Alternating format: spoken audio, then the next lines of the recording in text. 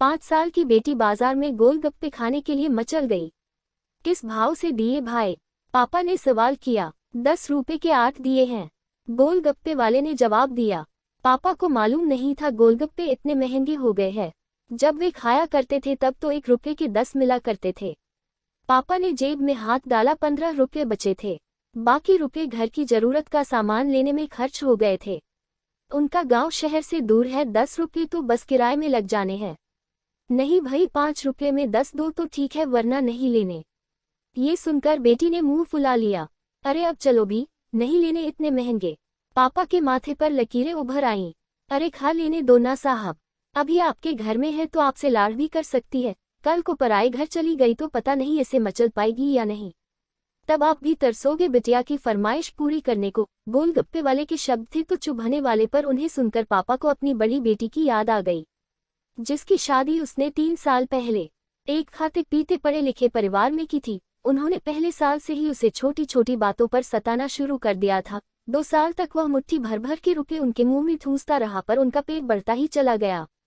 और अंत में एक दिन सीढ़ियों से गिरकर बेटी की मौत की खबर ही मायके पहुंची। आज वह छटपटाता है कि उसकी वह बेटी फिर से उसके पास लौट आए और वह चुन चुनकर उसकी सारी अधूरी इच्छाएं पूरी कर दे, पर वह अच्छी तरह जानता है कि अब यह असंभव है। दे दूं क्या बाबूजी? गोलगप्पे वाले की आवाज से पापा की तंद्रा टूटी। रुको भाई, 2 मिनट। पापा पास ही पंसारी की दुकान थी, उस पर गए जहां से जरूरत का सामान खरीदा था। खरीदी गई 5 किलो चीनी में से 1 किलो चीनी वापस की तो 40 रुपए जेब में बढ़ गए। फिर ठेले पर आकर पापा ने डिब्बाएं आंखें पोंछते हुए कहा, अब खिला दे भाई। हाँ, तीखा जरा कम डालना, मेरी बिटिया बहुत नाजुक है। सुनकर 5 वर्ष की गुड़िया जैसी बेटी की आंखों में चमक आ गई और पापा का हाथ कसकर पकड़ लिया। जब तक बेटी हमारे घर है उनकी हर इच्छा जरूर पूरी करे, क्या पता आगे कोई इच्छा पूरी हो पाए या ना हो पाए। ये बेटियां भी कितनी अजीब होती हैं। जब ससुराल में होती हैं तब मायके जाने को तरसती हैं। सोचती हैं कि घर जाकर माँ को ये बताऊंगी, पापा से ये मांगूंगी, बहन से ये कहूंगी, भाई को सबक सिखाऊंगी और मौज मस्ती करूंगी।